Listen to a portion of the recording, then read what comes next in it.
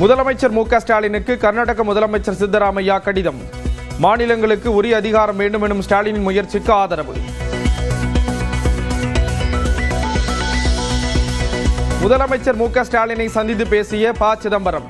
திமுக காங்கிரஸ் கூட்டணி இடையே இழுபறி நீடிக்கும் நிலையில் சுமார் 1 மணி நேரம் நடந்த ஆலோசனை.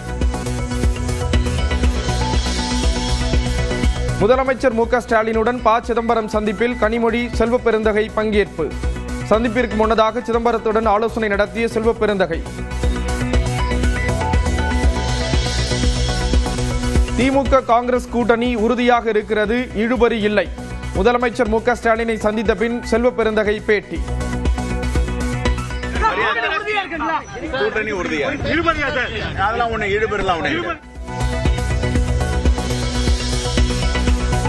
கூட்டணி விவகாரத்தில் காங்கிரசுக்கு திமுக கெடு விதிக்கவில்லை. பேச்சுவார்த்தை சென்று கொண்டிருப்பதாகவும் செல்வப்பெருந்தகை விளக்கம்.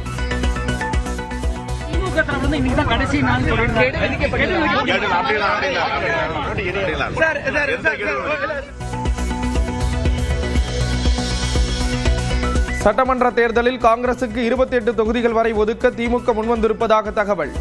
காங்கிரஸ் 31 தொகுதிகளை கேட்டுள்ளதாக கூறப்படும் நிலையில் நீடிக்கும் இழுபறி. காங்கிரஸ் உடனான பேச்சுவார்த்தையில் நல்ல முடிவு எட்டப்படும் என திமுக செய்தி தொடர்பாளர் டி.கே.எஸ். இளங்கோவன் பேச்சு. முதலமைச்சர் சுமூகமாகத்தான் முடிப்பார் என்றும் பேட்டி. ஏதேனும் ஒரு நல்ல முடிவு எட்டப்படும். அது அவங்க கேட்கறது வேற, நம்ம சொல்றது வேற. அது என்ன, அந்த பேச்சுவார்த்தையில அமிக்கபலா முடிக்கத்தான் எங்க தலைவர் விரும்புவாரு. சமூக பாதுகாப்பு திட்டங்களில் பயன்பெறும் முதியோர், கைம்பெண்கள், மாற்றுத்திறனாளிகள் உள்ளிட்டோருக்கு 2000 ரூபாய் சிறப்பு நிதி மார்ச் மாத ஓய்வூதியத்துடன் சேர்த்து வரவு வைக்கப்பட்டுள்ளதாக முதலமைச்சர் மு.க. ஸ்டாலின் அறிவிப்பு. தேர்தலில் எவ்வாறு செயல்பட வேண்டும் என அமித்ஷாவுடன் ஆலோசனை. தொகுதி பங்கீடு பேச்சுவார்த்தை விரைவில் தொடங்கும் என்றும் டெல்லியில் இபிஎஸ் பேட்டி. பொறுத்த வரைக்கும் சுமூகத்தா மிகச் சிறப்பா எழுச்சிய கூட்டணி அமைஞ்சிருக்கு. விரைவாக ஆரம்பிக்கப்படும். என்னென்ன தேர்தல் என்ன அறிவிக்கலையே. திமுக கூட்டணியில் குழப்பம் உள்ளதாக எடப்பாடி பழனிசாமி பேட்டி. காங்கிரஸ் நீடிக்குமா என தெரியவில்லை என்றும் ஆருடம். குழப்பம் இருக்குது. காங்கிரசுக்கும் திமுக பத்திரிகை ஊடகத்தில் வருகின்ற செய்தி வச்சு கணிக்க முடியுது. ஆக அங்கதான் அந்த கூட்டணியில் பிரச்சனைகளுடைய அனைத்து இந்திய அண்ணா திராவிட முன்னேற்ற கழகம் மற்றும் தேசிய ஜனநாயக கூட்டணிகள் ஒன்றாக இணைந்து மிகச் சிறப்பாக செயல்பட்டு இருக்குது. தமிழ்நாடு சட்டமன்ற தேர்தல் தேதி அடுத்த வார இறுதியில் அறிவிக்கப்பட வாய்ப்பு. 5 மாநிலங்களில் நடைபெறும் ஆய்வுப் பணிகளை 10ஆம் தேதியுடன் முடிக்கிறது தேர்தல் ஆணையம்.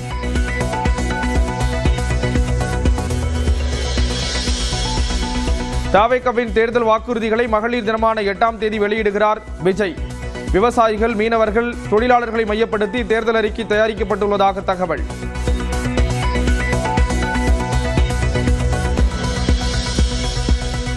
கூட்டணி குறித்து 3 நாட்களில் உறுதி செய்யப்படும்.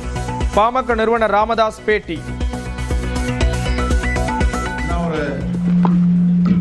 3 நாட்கள் தமிழக அரசியலில் ரொம்ப பரபரப்பாக இருக்கும்.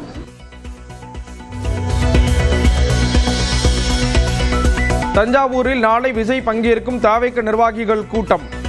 முன்னேற்பாடு பணிகள் தீவிரம்.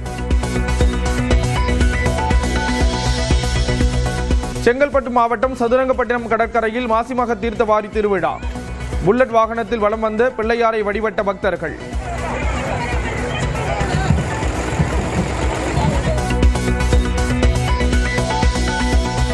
ஈரோடு மாவட்டத்தில் வரும் 7 மற்றும் 8ஆம் தேதிகளில் இபிஎஸ் பரப்புரை.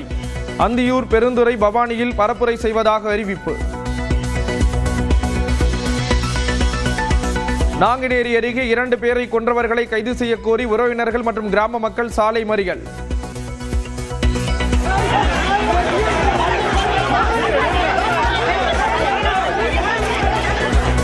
தனிப்படைகள் அமைத்து குற்றவாளிகளை தேடி வரும் காவல்துறை.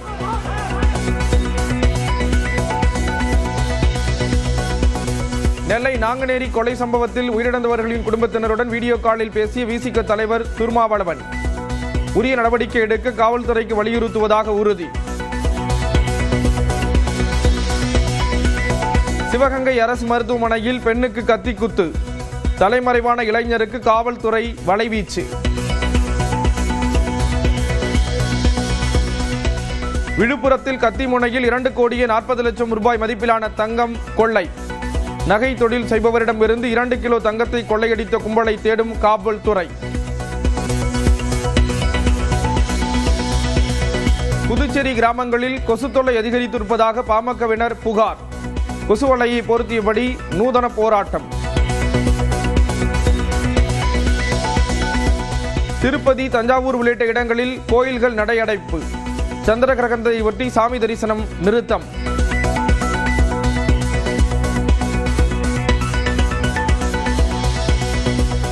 செஞ்சி அருகே கிணற்றில் கார் கவிழ்ந்து விபத்து.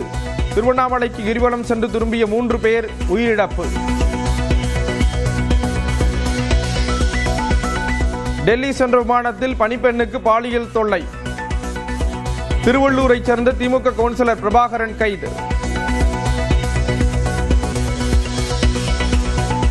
புதுச்சேரி வைத்துக்குப்பம் கடற்கரையில் 124ஆம் ஆண்டு மாசிமக தீர்த்தவாரி.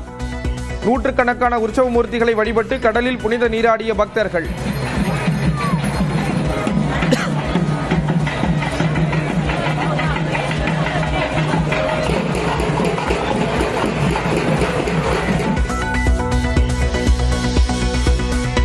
பெண்களின் சபரிமலை என அழைக்கப்படும் ஆற்றுக்கால் பகவதி அம்மன் கோயிலில் பொங்கல் வழிபாடு.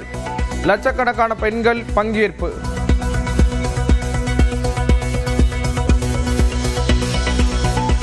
சென்னையில் ஆபரண தங்கம் விலை கிராமுக்கு 10 ரூபாய் குறைந்து 1 கிராம் 15,650 ரூபாய்க்கு விற்பனை.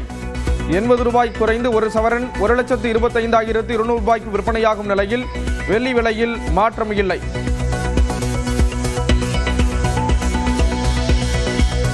ஈரானில் இஸ்ரேல் தாக்குதலில் கொல்லப்பட்ட பள்ளி மாணவிகள் 168 பேரின் இறுதி ஊர்வலம். ஆயிரக்கணக்கானோர் பங்கேற்று கண்ணீர் அஞ்சலி.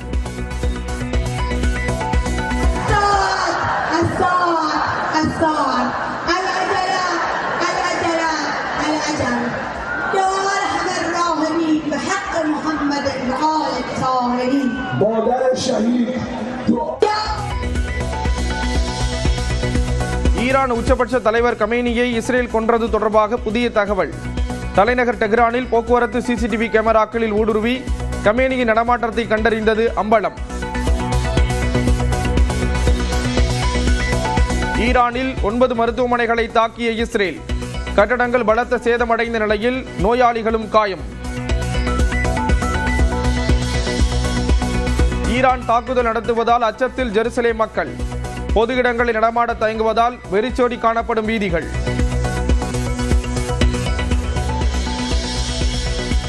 துபாயில் இருந்து சிறப்பு விமானம் மூலமாக சென்னை வந்த 217 பேர் 3 நாட்களாக துபாயில் சிக்கி தவித்த நிலையில் பாதுகாப்பாக நாடு திரும்பினர். 37 பயணிகளுடன் துபாய் புறப்பட்ட விமானம் மீண்டும் சென்னைக்கே வந்தது. துபாய் வான் எல்லை மூடப்பட்டதால் திரும்பி வந்துவிட்டதாக எமிரேட்ஸ் நிறுவனம் விளக்கம்.